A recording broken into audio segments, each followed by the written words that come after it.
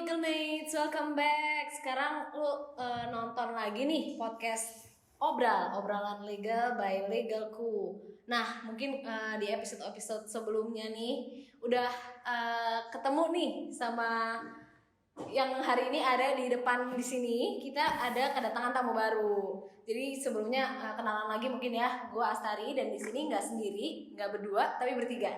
Nah, sama siapa nih? Rame banget dong bertiga dong. Banget ya kan. Di sini ada siapa? Mungkin boleh kenalan diri dulu nih. Dari siapa? Dari siapa? Oke, gimana kenalan gimana nih? Oke, nama gua Namanya. Aditya Ditama Iman.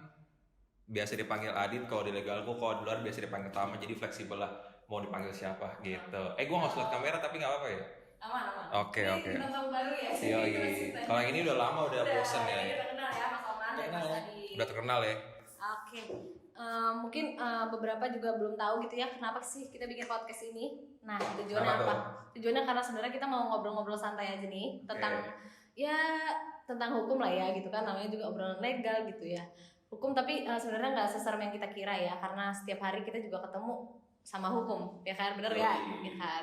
Nah terus jadi kalau misalnya kita mau bahas topik hari ini sebenarnya yang lumayan simple dan basic tapi fundamental. Jadi, Tepuk tangan nggak? udah. Boleh.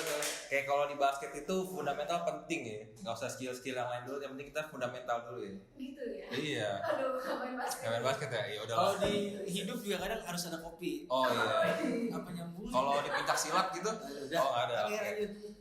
Oke, jadi kita mau bahas tentang legalitas. Nah, Legalitas. kata kuncinya, topik utamanya legalitas. Legalitas. Langsung kita bahas kali ya. Yuk. Besok boleh. Enggak. Oke. Sekarang ya.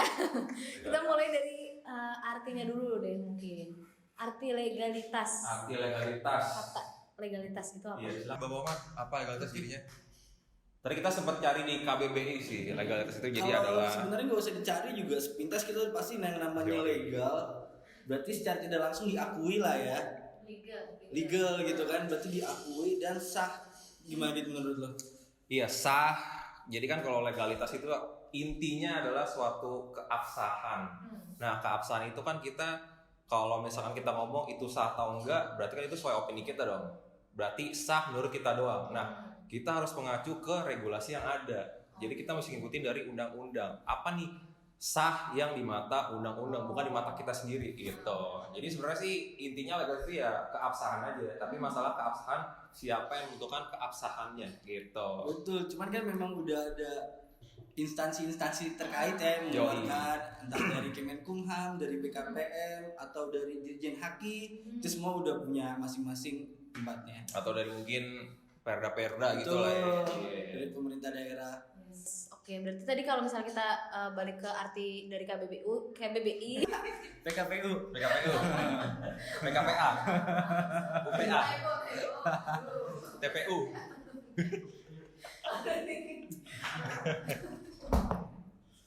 kalau dari KBBI itu sendiri kan benar ya, jadi itu perihal keadaan sah atau suatu keabsahan. Tapi mungkin ada instansi atau pihak lain gitu ya yang istilahnya bisa jadi saksi, bisa dibilang nggak sih, yang ngasih sahnya itu. Yang ngasih batasan kali ya, ini sahnya kemana, nggak sahnya kemana gitu. Yoi. Oke, nah kalau misalnya tadi tentang keabsahan dan legalitas itu ada hubungannya nggak sih dengan kita menjalankan kegiatan usaha atau Oke, orang-orang yang berusaha? Kalau dari gue sih gini ya, kita sebelum ke situnya kita coba tahu dulu bentuk legalitas tuh apa aja sih, iya nggak sih? Oke. Misalnya kita bisa perorangan kah, bisa badan usaha kah? Nah itu bentuknya apa aja, Dit?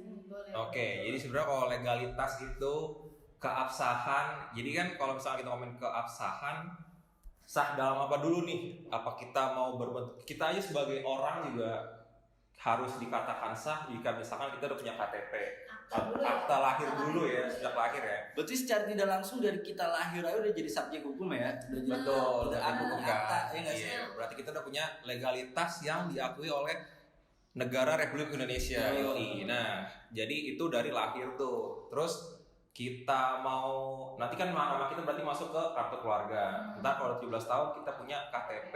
Nah, Terus kedepannya lagi nih yang lebih advance lagi, misalkan kita mau berusaha, berarti kita kalau berusaha itu harus ada izinnya juga tuh, harus ada legalitasnya juga, bentuk keabsahan dari bidang usaha yang akan kita jalankan gitu. Jadi ya sebenarnya kalau bentuknya itu banyak sih ya keabsahan ya. Kalau misalkan kita jualan produk nanti ada keabsahannya lagi, ada legalitasnya lagi, kita misalkan ada jasanya gitu.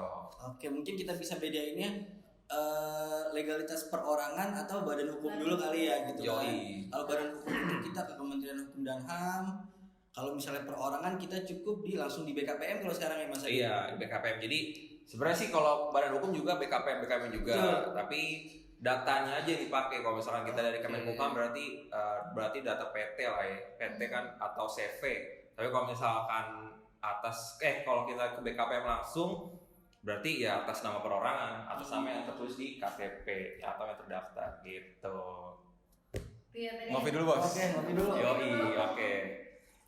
Oke, jadi itu bentuk-bentuk kalau misalnya tadi kita ngomongin legalitas, kita cari tahu dulu nih bentuknya apa gitu ya, karena bentuknya pun macam-macam banget gitu.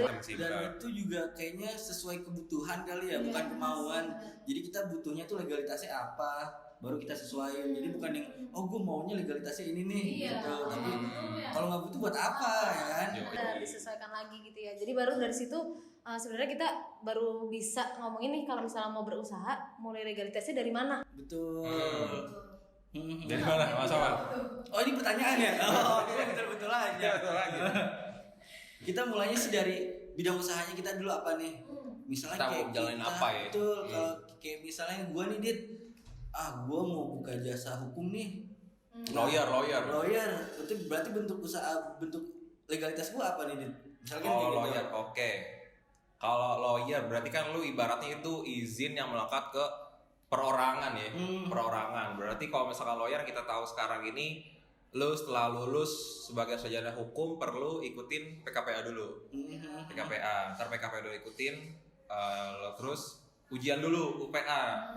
Habis UPA baru magang 2 tahun ya kalau dari regulasi, baru nanti diangkat atau disumpah sesuai pengadilan negeri domisili lu tinggal. Oke, karena gitu. itu profesi ya. Itu profesi. Ya. Itu tapi kalau misalnya kayak gue jualan baju online. Jualan baju online, UMKM. Dan gue juga nggak punya partner bisnis. Gue mau usaha sendiri nih. Oke. Nah itu masuknya bisanya gue pakai apa tuh? Oke, kalau misalkan lu sendiri nih nggak punya partner, sebenarnya sekarang ada 2 opsi sih. 2 opsi. Yang satu pertama lu IUMK, IUMK izin usaha mikro kecil. Oh itu mungkin bentuknya sekarang kayak NIB perorangan kali ya? NIB perorangan lah, simpelnya lah. Bentar, nanti bisa ditulis ya, bisa dilihat ya di videonya. NIB perorangan yang pertama nih. Jadi sebenarnya sih IUMK itu istilah aja ya dulu kan, karena masyarakat kenal IUMK. Padahal sekarang itu semuanya namanya udah NIB, nomor induk berusaha. Nah NIB ini nanti yang lu ditentuin nih pelaku usahanya siapa, lu kegiatan usahanya apa gitu kan. Nah baru ntar ada detail-detail lainnya tuh, lu ngelakuin apa, alamatnya di mana gitu. Nah itu kalau misalkan lu mau dagang baju berarti ya. Nah lu dagang baju berarti itu kan dagang baju. Terus kan tadi kan itu ada IUMK kan, ada lagi sekarang baru nih namanya PT Perorangan. PT Perorangan. Oke. Kalau kayak dulu kan saya pernah tahu ada namanya SIUP ya. SIUP. Nah kalau sekarang berarti nggak ada. Nah, jadi surat gini. izin usaha perdagangan karena kan basically-nya saya itu jualan kan. Jadi saya punya SIUP. Tapi tadi Mas Adit ngejelasin itu NIB. NIB ya. Oh beda ya? Beda. Ini banyak banget istilah-istilah dari tadi ya. Kalau orang awam jadi agak bingung nih Mas Adit. Tapi untuk kita nggak awam. Sombong ya namanya. Jadi gini Cai. Jadi kalau misalkan dulu emang ada namanya SIUP. Jadi sebelum 2017 itu NIB hanya sebatas data bagi pelaku usahanya. Nah untuk kegiatan usahanya itu diatur tuh jadi SIUP, surat izin usaha perdagangan. Itu kalau misalkan kita berdagang. Tapi kalau misalkan kita industri atau kita membuat sesuatu namanya IUI, izin usaha industri. Itu tapi sebelum mungkin 2017 lah ya. Kalau misalkan nanti salah ya beda tahun aja sih. Okay. Nah terus semenjak 2020, semenjak OSS RBA, dulu sebelumnya OSS 1.1. Oh, implementasi Undang-Undang Cipta Kerja kan ya? Iya, benar tuh yang baru. Baik. Nah, OSS RBA baru tuh semuanya udah nggak ada tuh, si YUP itu udah nggak ada, adanya NIB aja, tapi tetap digantiin dengan sertifikat standar. Oh, ini yang dimaksud dengan izin berbasis risiko kali ya Mas Adi? Jadi udah ditentuin tuh resiko-resiko itu apa aja nih.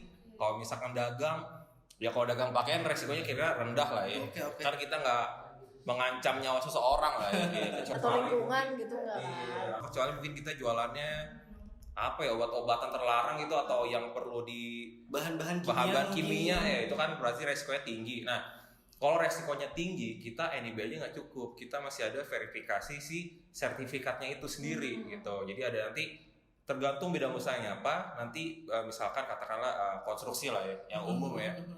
Konstruksi itu nggak cuma NIB izinnya. Oke, kita punya NIB dulu. Nah, setelah itu kita harus ngurusin yang namanya SBU, sertifikat badan usaha ya. Atau SIUJK, surat izin usaha jasa konstruksi. Nah, ini semua bentuknya sudah sertifikat standar, tapi SBU dan SIUJK ini harus kita miliki dulu untuk kita upload ke OSS, baru nanti di OSS di verifikasi sertifikat standarnya gitu. Jadi sebenarnya sih berarti nggak susah, susah banget sebenarnya ya? Ya susah gampang lah. Tergantung amal dan ibadah mungkin ya. Gitu. Tapi semuanya itu bisa di satu OSS aja gitu ya? Bisa OSS semua. Mungkin beberapa syarat mesti kita verifikasi ke instansi lain ya. Tapi ujung-ujungnya tetap di OSS. Di satu pintu kan ya? Gitu. Okay. Mungkin tadi kalau Mas Omar sempat mention soal Undang-Undang Cipta Kerja gitu ya. Ini kan memang intinya ada pemerintah tuh menggalakkan untuk kemudahan berusaha gitu ya. Jadi ease of doing business. Jadi intinya dengan adanya OSS atau online single submission ini kan jadinya pelaku usaha bisa mulai buka dari OSS aja gitu kan ya. Untuk NIB dulu nih. Dan sekarang pun dengan adanya undang-undang cipta kerja gitu, waduh kenapa nih? Dengan adanya undang-undang cipta kerja ini kan kita juga lebih enak untuk pelaku usaha yang tadinya untuk skala mikro itu kan minimal di 500 juta ya Mas. Oh iya benar. Sekarang kita 1 juta pun udah bisa bikin usaha. Enak gak sih? Gampang banget. Gak ada minimal modal lagi ya. Gak ada minimal modal. Dulu kan di UU PT mesti minimal 50 juta. 50 juta gitu. untuk mikro. Sekarang mikro 1 juta pun sampai 1 M masih masuk mikro. Ya, tabungan gue kayak belum nyampe segitu. Gimana usaha gue ya. Terus gaji dulu nyampe kan? Insya Allah. Gitu. Jadi, nah ya mungkin bahas-bahas skala usaha dikit lah ya. Jadi kan tadi ada jadi tuh skala usaha ada 4 tuh. Ada mikro, kecil, menengah sama besar. Nah, kalau dulu tuh mikro itu 0 sampai 500 juta. Lalu kecil itu 500 sampai 1 M, menengah itu 1 sampai 5 M, yang besarnya di atas 5 M. Nah, kalau sekarang diubah tuh mikro jadi 0 sampai 1 M, kecil 1 sampai 5, menengah 5 sampai 10, besar 10 M gitu. Nah, kenapa nih kok diubah gitu Kak? Jadi apakah ini akan menyulitkan atau menyusahkan gitu ya? Sebenarnya sih ada dua pertimbangan. Menyulitkan sama menyusahkan sama nggak sih? Oh iya. Terlalu fokus nih. Nah, gue bagian koreksi aja. Iya, ini pentingnya ada yang ngoreksi ya. Jadi kita kalau ngomong tuh nggak boleh sembarangan. Tadi terlalu fokus dengerin kayak iya aja kan. Karena ngopi soalnya. Gitu. Jadi kenapa nih menyulitkan atau memudahkan? Iya. Menyulitkannya mungkin kalau misalnya ada skala usaha itu yang kecil. Nah, yang kecil berarti dulu kan kita punya 500 juta udah termasuk skalanya kecil. Berarti kita masuk kategori bidang usaha yang akan kita jalankan. Kalau misalkan diatur demikian ya. Nah, tapi kalau sekarang berarti duit kita mesti 1 M dulu nih buat nyampe skala kecil. Itu kan jadi kesana susah ya. Nah, tapi yang gampangnya adalah pada saat uang kita lebih dari 500 juta, kita masih ikutin skala mikro. Yang dimana skala mikro itu perizinannya jauh lebih mudah dibandingkan skala kecil. Yang perlu diverifikasi nggak banyak gitu. Jadi dia ada kemudahan dan kesulitan juga ya gitu. Benar ya gue ya? Benar. Gitu. Bagus penjelasannya Mas. Bagus ya? Bagus. Bapak Omar tadi bagus-bagus aja dikagak jelasin apa Bapak Omar. Oke, silakan. Jadi kalau misalnya ngomongin legalitas sebenarnya bisa dibilang itu sama dengan ini nggak sih, patuh hukum atau legal compliance gitu. Intinya kita comply. Iya. Jadi coba Bapak Omar deh coba. Betul, kalau itu udah pasti banget, udah bisa dipastikan karena dengan kita punya legalitas secara tidak langsung kita udah patuh dengan aturan ya nggak sih? Benar-benar. Iya. Jadi sebenarnya gini sih, terkadang kita selalu bahas kalau orang-orang nanya apa keuntungan kita punya legalitas, fungsinya. Sebenarnya itu bukan lebih ke fungsi ya, itu adalah sebuah regulasi yang harus kita patuhi. Ibaratnya gini sih, kita kan tadi dari awal semenjak lahir udah punya kartu keluarga Akta dulu. Akta lahir dulu. Akta pendirian. Ada juga.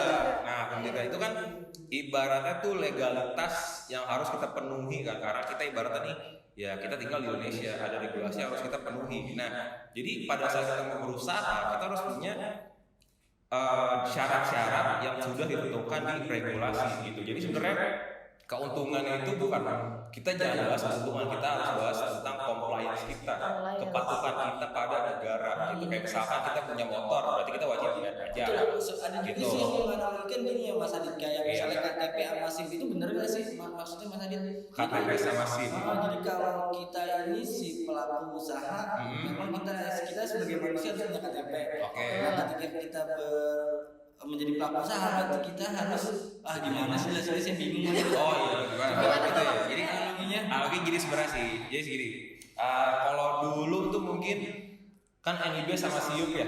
NIB sama SIUP sekarang. Tapi dulu nih, sekarang kan NIB sama sertifikat standar. NIB dan sertifikat standar. Nah, kalau sekarang nih NIB itu bener kayak KTP kita lah ya. Jadi itu KTP-nya ya. Iya, itu jadi semua pelaku usaha harus punya NIB. Nah, kalau SIM kan tergantung nih. Kalau kita mau bawa motor berarti SIM C, bawa mobil SIM A. Nah, tergantung nih berarti pas kita kegiatan usahanya apa, itu disesuaikan dengan sertifikat standarnya gitu. Kalau misalkan kita mau perdagangan pakaian berarti NIB cukup sih kalau itu ya. Salah. Contohnya, contohnya nih saya deh. Kayak misalkan kita mau buka misalnya kita izin apotek lah izin ya, apotek. kita punya usaha apotek misalnya. Nah, izin apotek kan itu resikonya menengah tinggi. Berarti kita harus punya data-data yang sudah diverifikasi. Sertifikat standar yang sudah terverifikasi. Jadi itu kalau dianalogikan itu seperti SIM. Iya, opsional nih. KTP-nya udah punya kan? SIM-nya ya udah tergantung bidang usahanya mau apa gitu. Tapi kalau berbicara lagi kepatuhan, kalau kita naik motor nggak punya SIM, ketangkep dong. Iya nggak sih? Ketangkep sih. Berarti kalau kita melakukan usaha, misalnya kita apotek, kita nggak punya sertifikat standar yang terverifikasi, ketangkep dong kita. Ketangkep.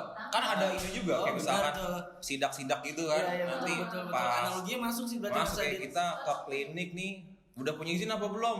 Wah, belum punya NIB doang. Ya masih ditutup klinik, tutup dulu. Nah, kalau lu udah punya sertifikat standar, buka lagi. Buka lagi gitu. Tapi kalau kalau bingung ngurusnya kemana Mas Adit? ya ke legal Bisa ya. Udah ribuan klinik kali gitu ya.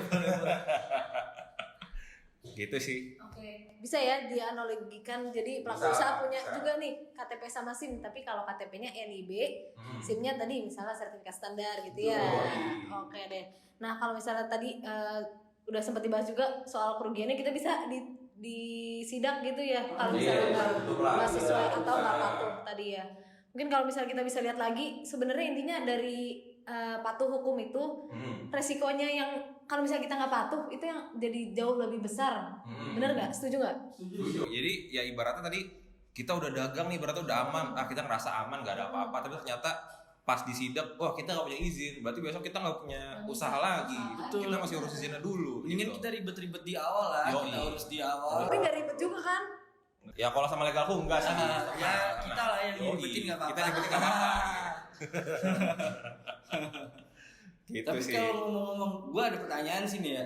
Kalau ngomong-ngomong legalitas, kalau merek itu masuk ke legalitas nggak sih? Merek itu kalau Atau enggak. hak kekayaan intelektual? Sebenarnya bukan kali ya? ya sebenarnya gini sih. Kalau kita ngomong keabsahan kan tadi kita tarik KBBI itu adalah suatu keabsahan yang diatur oleh regulasi gitu ya. Nah, merek kan itu ada regulasinya tuh. Kalau misalkan lu mau daftarin, berarti lu sebagai pemiliknya. Kalau lu nggak mau daftarin, ya sebenarnya nggak apa-apa juga sih. Tapi nggak dianggap merek lu nih. Oh gitu, walaupun gue udah pakai lama nih merek gue. Iya, kalau udah merek lama, misalkan katakan legalku lah ya. Legalku udah terkenal nih, yang tahu udah seluruh Indonesia, tapi nggak didaftarin. Terus ada satu orang yang mau daftarin, ya yang berhak yang satu orang daftarin ini. Kita yang udah pakai duluan dari lama, kita nggak berhak. Oh, karena jadi kita itu dimaksud dengan first to file tuh itu ya? First to file, first to use, iya. Jadi duluan file tuh, duluan daftarin mereknya, bukan yang pertama kali pakai si mereknya gitu, coy. Terlepas dari merek, sebenarnya hak kekayaan intelektual lain juga ya. Kan masing-masing semua ada tuh aturannya. Jadi memang ada aturan regulasi untuk patuh hukumnya untuk sisi merah, HKI. Tapi kalau ngomong gitu kita tetap ada keuntungan juga tuh kalau kita punya merah. kita daftarkan. Iya, ini hostnya siapa jadinya nih? Bapak nanya mulu Saya mau tahu aja. Oke. Ingin tahu nih. Yoi. Jadi gini sih kan, merek itu kan kalau didaftarin nanti ada namanya tuh, atas nama PT, atas nama orang gitu kan. Oke. Ibaratnya nih Mar, lu punya merek nih. Omar mobil gitu lah ya, simpel aja ya. Oke. Omar mobil gitu ya, Omar mobil. Lu daftarin Mar, merek lu nih Mar. Terus 10 tahun kemudian, wah merek lu makin booming nih. Tapi lu udah mau pensiun nih, udah capek ngurusin lah ya kan. Lu jual aja merek lu. Ada yang mau nerusin gak nih merek gua? Jadi lu bisa tuh orang yang pakai merek lu. Jadi kayak aset gitu nggak sih? Kayak aset yang pakai merek lu ntar. Nih Omar mobil sekarang gue yang punya nih. Karena kan udah terkenal duluan kan, orang udah pada kenal kan. Jadi bisa lu jual karena memang merek itu bisa lu pindah tangankan gitu. Apalagi kemarin ada regulasi yang baru ya, gue lupa lah, gue liat di Twitter itu ada merek itu bisa dijadikan jaminan bank, tapi memang lu hitungannya masih agak susah ya. Jadi siapa yang mau Mungkin nanti di next podcast kali ya. ribet ya, ntar sampai besok kita nggak kelar gitu ya. Tapi intinya kalau misalnya kita patuh, kita bisa jadi naikin nilai perusahaannya gitu nggak sih? Nilai usaha bisa, kita gitu bisa ya. dong, Nilai jual dari segala macam yang kita, misalnya tadi jadi aset, terus usahanya sendiri itu pasti jadi lebih nilai berharga. Tapi ngomong-ngomong itu juga kalau misalnya berbisnis ya, kayak kita mau ekspansi kan, atau kita mau franchise, kalau kita nggak punya legalitas kayaknya nggak bisa deh. Karena itu udah ada persyaratannya, kayak kita mau waralaba ya. Itu dasarnya banget, kita udah harus punya NIB. Kita punya NPWP perusahaan. Kalau kita nggak punya itu merek, kalau kita nggak punya itu gimana kita mau franchise? Gimana kita mau berkembang ya nggak sih Mas Adit? Betul Bapak Omar. Yoi. Betul. Pinter ya Bapak Omar ternyata ya. Saya diem aja ini. Jadi intinya kalau misalnya kita patuh hukum atau kita comply gitu ya legalitasnya, sebenarnya kita untuk menjalankan suatu usaha itu jadi lebih secure, jadi lebih aman gitu nggak sih? Aman. Jadi kita istilahnya jalan juga tuh aman gitu. Senggol kanan kiri enggak, kan kita semua udah punya. Pakai helm, pakai airbag. Iya, gitu ya. nah tuh kan dari semua sisi udah aman tuh. Oke. Betul, setuju. Mungkin closing statement. Iya, itu closing statementnya barusan udah. Mungkin ada yang mau nambahin lagi dari Mas Adit, Mas Omar? Silakan aja. Kopi dulu deh. Kopi dulu dia. Mungkin gua Selalu dulu. udah gua. Oke.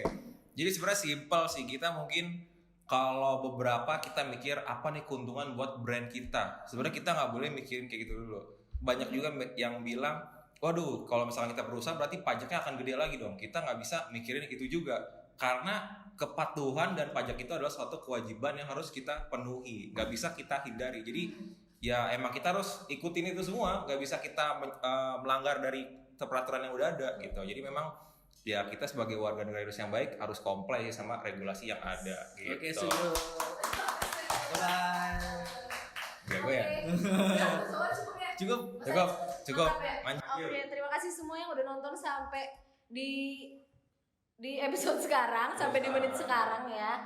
Nanti kita tunggu aja bahas apa lagi di next episode, dan tamunya siapa lagi, mungkin Mas Adi dan Mas Omar lagi mungkin. Atau mau request tamunya di bawah. Dan segitu aja untuk episode kali ini. See you on the next episode. Bye bye.